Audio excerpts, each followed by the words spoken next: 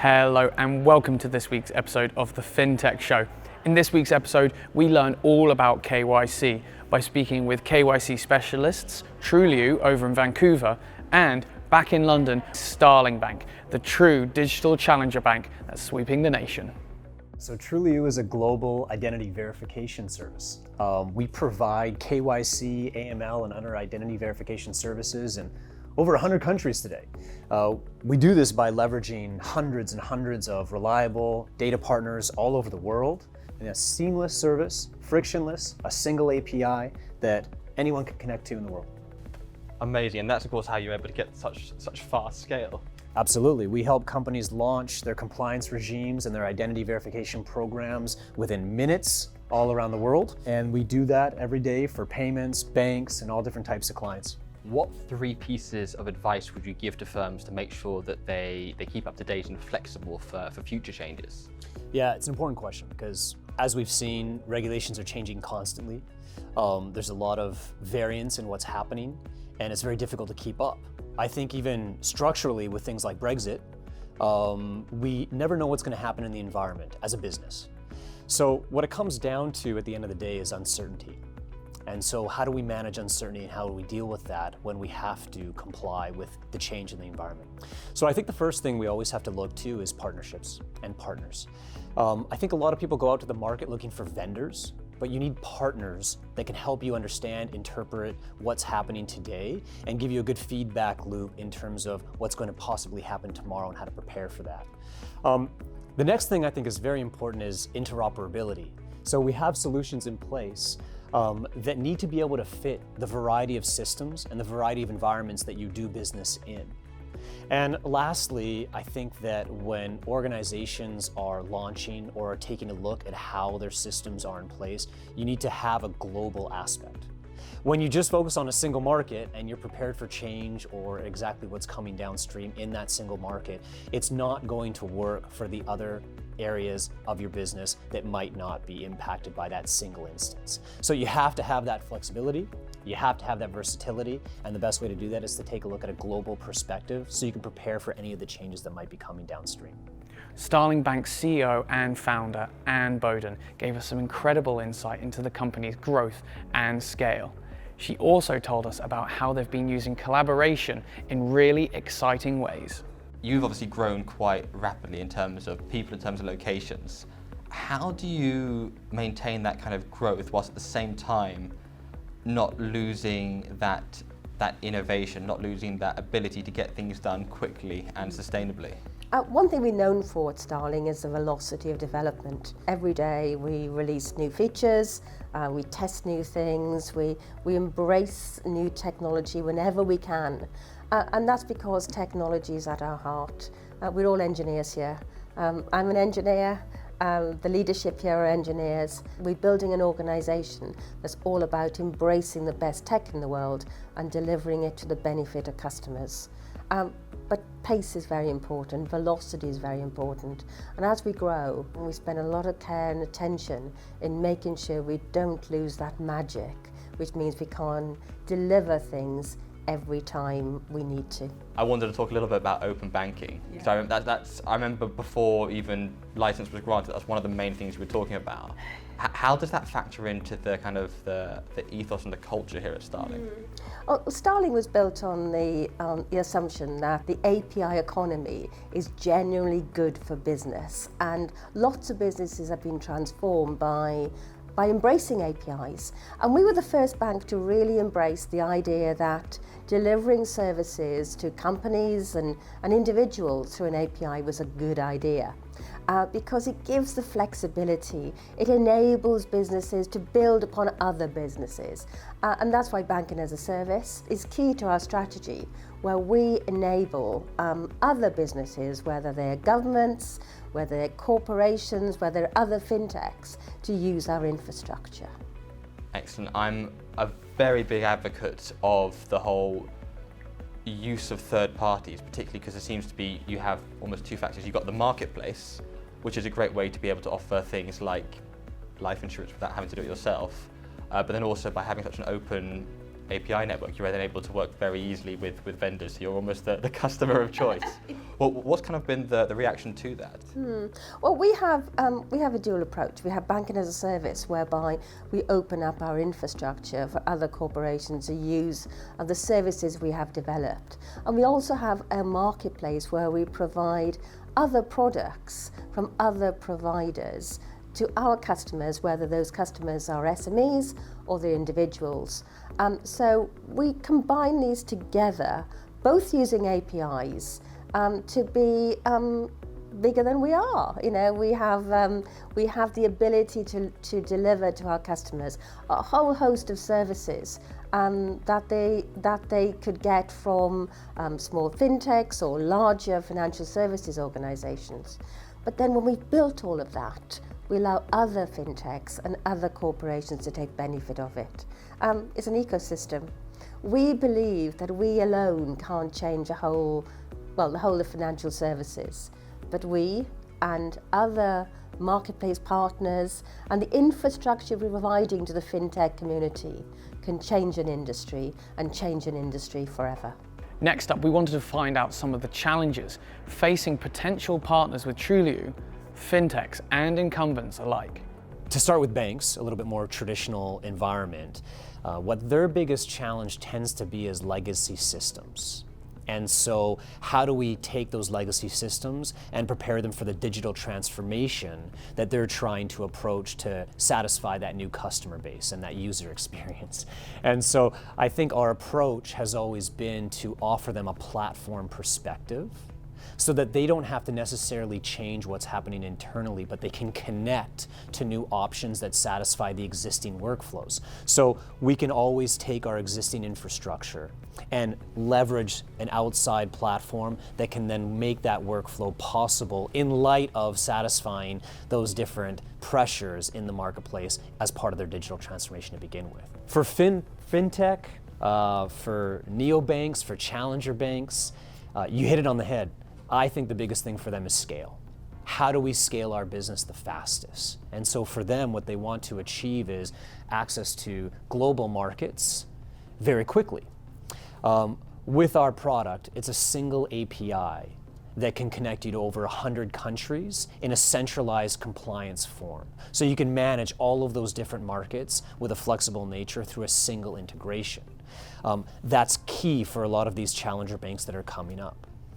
The other interesting thing that we've seen in fintech is the developer-friendly focus. Most of these fintechs, they don't want to have a phone call. They want to see your API. And so what Trulioo has done of late is we just recently launched the world's first Embed ID. And what it does is with a single snippet of code, you can actually verify the entire globe and use our services within minutes from an integration perspective, and just launch your services that much easier in a developer-friendly focus. With Trulioo's focus on KYC compliance and Starling Bank's dedication to keeping up with the modern-day consumer, we wanted to find out more about customer onboarding in 2019. Julian Sawyer of Starling Bank explains. When it comes to customer onboardings, you could argue that a lot of the incumbent banks, the ones who've been around for literally centuries, have a lot more customer data, so onboarding clients should be relatively easy. But on the flip side, they have a lot of legacy. How does, when it comes to onboarding customers, how does Starling fare with the lack of legacy, but then also you don't have hundreds of years worth of data? So our onboarding is incredibly quick. It takes typically 3.5 minutes to onboard a customer at Starling. So we use a lot of electronic data sources that are in the industry. I think the legacy banks or incumbent banks have that big challenge that while they have a lot of data, they don't have access to that data. And that is the really important bit. If they had it all in one place, that was all organized and structured, and they could rely on it, then that would be kind of interesting. But none of them have that. So what we do is we go out to the bureaus to get as much information as possible. And so therefore, if you're on the voters roll, if you've got an electronic history, then we will find you and you'll go straight through processing. Essentially, the lack of data because of the history of how long we've been around is irrelevant, because actually we're going out and seeing what's in the public domain and using that through a best practice approach and trying to get that information and processing it in a really, really quick time. We have a 3-minute onboarding process for consumers and also for businesses. So we have a process that involves taking a selfie video of taking a photograph of your government documentation, and we have lots of checks in the background and lots of exception processes where individuals look at those details, and you can get your account very, very quickly. And this ease of being able to open an account is one of the differentiators between us and our competitors in the business banking world. Normally when you open a business account, you have to have, well, you ring up the branch, then you ring up the contact centre, and they say you can have an appointment 2 weeks Thursday, and you have to go to this branch, and you go and see somebody who's pretty disinterested about your startup. With Starling, you can get it done all over on the app, there and then, and have a great service. We have looked at what that process is for onboarding, and I think in the last 2 years that we've been live, we've probably rebuilt our onboarding flow about 4 or 5 times. So we're constantly optimizing, we're constantly looking at where customers stop in a process, where we ask them for a piece of information that they haven't got at hand. Where should we be asking that in the journey? Are they going to be accepted? So we don't ask them a whole range of things and then we say we can't take you on board. Perhaps you're not a UK resident, for instance. Let's bring things up to the front. So we're constantly looking and optimizing our process flows, looking at where our customers are stopping, looking at where they are having some friction in that process and trying to eradicate that to make sure it's a very quick onboarding process and making sure that our customers can use their account as soon as possible. When it comes to the onboarding process, what element is the most susceptible to nefarious activities? There are a few different pieces that you have to be careful of. Account monitoring, changes in an account activity. But for us, what we see the most important is really the account creation process. It's that first interaction with the end user. It's that first handshake. And so at that point, we're most susceptible to fraud, because if you allow a nefarious individual or a bad actor into your system originally, it's going to be that much more likely that you have fraud problems after the fact. So in that critical moment of the account creation, that's when you want to implement effective tools to prevent fake individuals or bad actors from even entering your system and applying for an account in the first place. And how do you do that? Or what are some of the steps to stop people getting in the door in the first place? That's exactly where our specialization comes into play. So identity verification is key to that initial onboarding. You want to make sure that the individual accessing your service is real. It's very rare that a legitimate user, a real individual, will defraud or provide problems in your system afterwards. So the best technique is a comprehensive identity verification solution. And that will change depending on your user base, your demographic, your regulatory burden, all the various types of issues that companies need to address and make sure that they satisfy for their service. But what's important about all of that at the same time is to make sure that the user experience isn't taken away from. And so you have to find that balance between a strong compliance regime that identifies your users appropriately and securely, but also making sure that it's frictionless and quick and that the user experience is enjoyable so that you get that great traction with your customer base. Some fintechs will have a really simple onboarding, name, email kind of thing. But then as soon as you want to take money out of that account, you then go through a much heavier AML, due diligence, KYC or limits on the account. And we think that's counterintuitive for a bank.